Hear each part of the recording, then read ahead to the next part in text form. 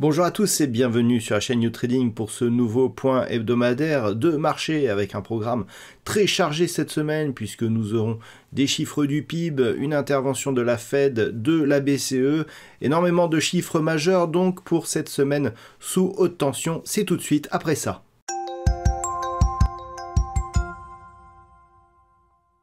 Et donc pour cette semaine qui débute le lundi 22 novembre 2021, eh bien nous allons commencer tout doucement lundi avec du côté des États-Unis, eh bien les ventes de logements existants, ce sera le seul chiffre majeur pour cette journée. Mardi en Allemagne, nous aurons la diffusion du PIB trimestriel qui sera dévoilé dans la matinée, et puis en Grande-Bretagne et en Allemagne, eh bien nous aurons divers chiffres du PMI manufacturier notamment. Et puis nous attaquons la grosse journée de la semaine, ce sera mercredi. Et on commencera dans la nuit de mardi à mercredi avec en Nouvelle-Zélande la publication des taux de la Banque nationale de Nouvelle-Zélande. En Allemagne, nous aurons les chiffres IFO qui définit le climat des affaires pour novembre. Et puis, grosse journée aux États-Unis, puisque le lendemain étant Thanksgiving, eh bien, toutes les statistiques sont rassemblées sur cette journée. Donc, nous aurons les commandes de biens durables. Nous aurons le PIB trimestriel, donc pour le troisième trimestre, qui sera diffusé. Les inscriptions hebdomadaires au chômage, les ventes de logements neufs et les stocks de pétrole brut. Donc, tout ça, ce sera dans l'après-midi. Et puis, dans la soirée, eh bien, nous aurons les minutes de la Fed. Le lendemain sera aussi une très grosse journée puisqu'en Allemagne, nous débuterons la journée avec les chiffres du PIB trimestriel. En Europe, nous aurons les minutes de la BCE suivies d'une intervention de la présidente de la Banque Centrale Européenne, donc un discours de Christine Lagarde. Et puis, nous terminerons cette semaine avec vendredi, donc une nouvelle intervention de Christine Lagarde attendue dans la matinée. Passons maintenant à l'analyse technique des principaux actifs de marché pour cette semaine réalisée en unité de temps daily, en commençant donc par le CAC 40 qui, suite aux annonces donc provenant d'Autriche notamment puis d'Allemagne, eh bien ont connu une phase de baisse en fin de semaine liée à d'éventuelles restrictions sanitaires à venir suite à l'apparition donc d'une cinquième vague de coronavirus. Donc nous sommes revenus tester ici une ancienne zone de résistance à 7070 points, mais ce matin, eh bien, on ouvre ici avec un léger rebond, ce qui laisse la place à une possible stabilisation des cours de l'indice parisien. Toute rupture ici de la zone des 7070 points nous donnerait un signal de consolidation plus marqué. Sur le DAX, nous avons connu là aussi une baisse, mais qui a été un peu plus légère que ce que nous avons connu sur l'indice parisien, avec une zone ici horizontale proche des 16 100 points, qui définit ici, après avoir été résistance, eh bien une zone de support. Tant que ce niveau ici reste support de la tendance actuelle, eh bien nous sommes sur une neutralisation de la dynamique, sachant que toute rupture ici de cette zone des 16 300 points, eh bien nous donnerait un signal de reprise de la dynamique haussière. Attention ici à la sortie de la zone de surachat sur le RSI dans un contexte baissier du MACD qui nous donne là aussi un signal de consolidation possible. Du côté des États-Unis, sur le S&P 500, eh bien, on a continué à marquer de nouveaux plus hauts historiques sur l'indice élargi des valeurs américaines, avec des cours qui évoluent désormais au-delà des 4700 points. Nous sommes sur des plus hauts historiques. Nous avons cassé ici la zone de points hauts qui avait été marquée au début du mois de novembre, et donc on reste ici dans une dynamique fortement haussière sur le S&P 500.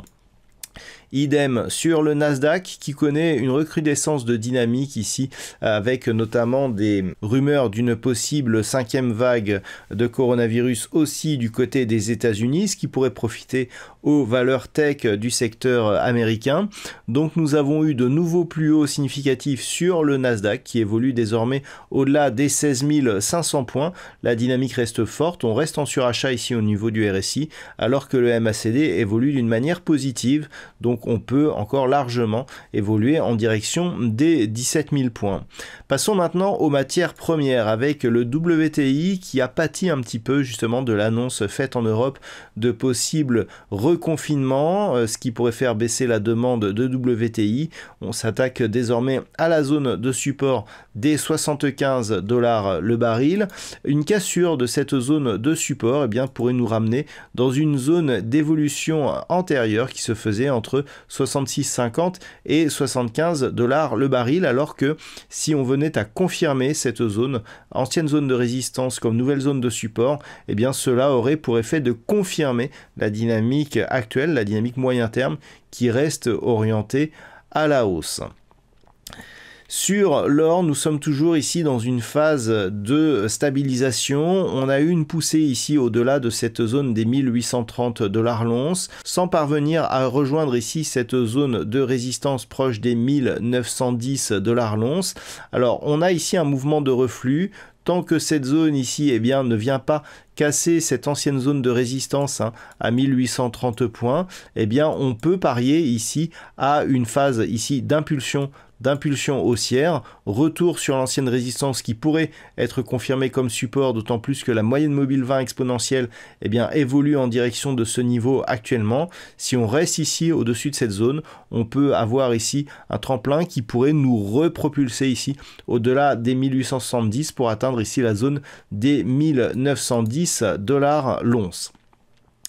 Et puis terminons enfin avec les principales paires de devises du marché Forex, avec donc la paire de devises euro-dollar qui a cassé ici cette zone des 1,14. La paire de devises euro-dollar continue à évoluer ici dans une dynamique fortement baissière. Donc nous avons bien confirmé ici la dynamique de retournement que nous avions détectée ici entre cette zone donc du mois de juillet et donc cassure haussière des 1,1680 et cette cassure ici baissière que nous avons connue il y a peu.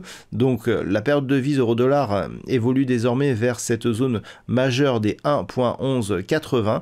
Une rupture éventuelle de cette zone pourrait nous ramener dans une zone d'évolution qui n'a plus été vue depuis longtemps, avec un support notamment proche des 1,07. Cette cotation n'a plus été vue depuis ici cette cassure qui avait eu lieu au début du mois de juin 2020. Et puis nous terminons enfin avec la paire de devises livre sterling contre dollar américain, avec un Brexit qui pèse toujours sur la paire de devises livre sterling, malgré une inflation et donc une possibilité de hausse des taux. Cette possibilité de hausse des taux ayant pour l'instant été reportée par la Bank of England, nous sommes toujours ici dans une phase de baisse. Alors si on élargit un petit peu, on peut constater que la rupture ici de cette zone des 1,3675 nous ouvre un objectif ici lié à 1,3140 sur une vue moyen terme. Nous avons aussi cette zone intermédiaire qui a été testée par deux fois, 1,3420.